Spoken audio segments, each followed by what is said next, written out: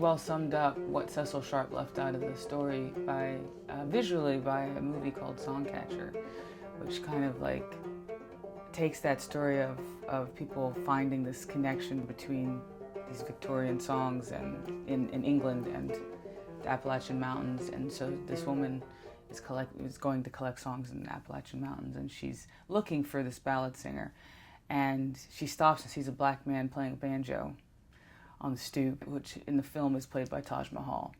And she stops and asks him where this ballad singer is, and then keeps going. And that to me is the story. You know, it's like, oh, hey, black person playing a banjo, where's the ballad singers? All right, you know, let's forget you now. You know, I mean, that's kind of it. I mean, the story of, I mean, it's like, for me, it's multiple things. You know, one is the assumption that all of this music starts in Appalachia, which is just not true. Two is that there were no black people in Appalachia, which is also not true.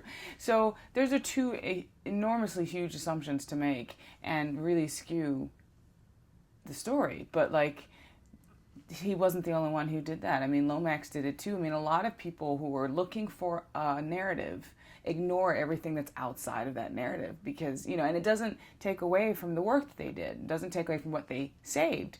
But it does frustrate you when you think about what they left out. The journey of the banjo is so interesting and is so hidden in American culture. You know, you don't have the banjo until you have a lot of people from different parts of, you know, primarily West Africa, coming over, not under their own volition, being brought over to North America, particularly to the Caribbean, which is where, you know, people who were going to be sold into slavery were seasoned, you know, especially if they were going to end up going up to North America.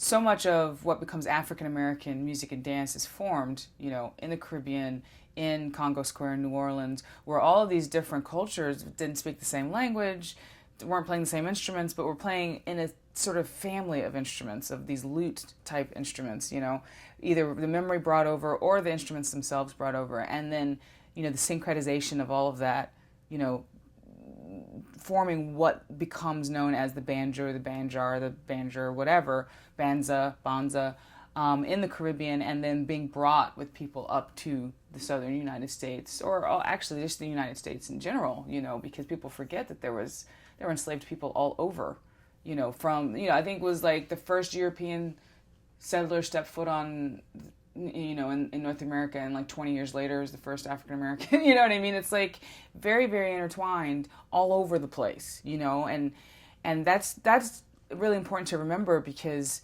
the image of, you know, slavery in the Deep South leaves out the Tidewater region, the Mid-Atlantic, and all of those folks that were forming these cultures, these enslaved cultures that then were marched down to the pens in Louisiana and then over to Texas and to Alabama and Mississippi, you know. So it's a very much a wide cultural thing, you know. So you have African Americans with this native instrument, you know, this truly American instrument, the banjo, and it's a plantation instrument for the first 100 years of its existence, and no white person plays it. Like, people know that's a plantation instrument.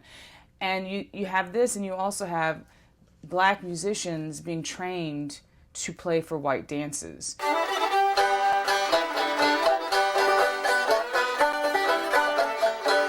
So you have these dance masters, you know, coming in, but then, you know, black musicians pretty quickly become very prized, and so they're going back to the quarters and they're playing the banjo and they're doing all this, you know, their music and dance, and then they're going to play for these European dances and they're playing fiddle, and, you know, there's all of these primary sources about, you know, that Dirk could play a strathspey, you know. It's like they're learning Scottish tunes and English tunes and all of the, you know, whoever owns the plantation, you know. And then, of course, that's going to come back and it's going to mix. And, you know, the first people to play fiddle with a banjo would be African Americans. I mean, that's obvious, you know. It's like they've got the banjo. So, and they've had the fiddle for hundreds of years. They have these, you know, runaway slave posters saying, you know, plays the fiddle, plays the fiddle, plays the fiddle. It's like highly prized. So you have all that coming into being. And then you have this form, this sort of string band form. Of course, there's interactions between you know, whites and blacks, particularly poor whites and blacks, because they're the ones, you know, interacting. Like, you know, the aristocracy is not interested in this, you know. So you've got all this stuff, and you start getting the first white people playing the banjo, these traveling entertainers. My love, I'll have to leave you while the river's running high, but I never can deceive you, so don't you wipe your eye.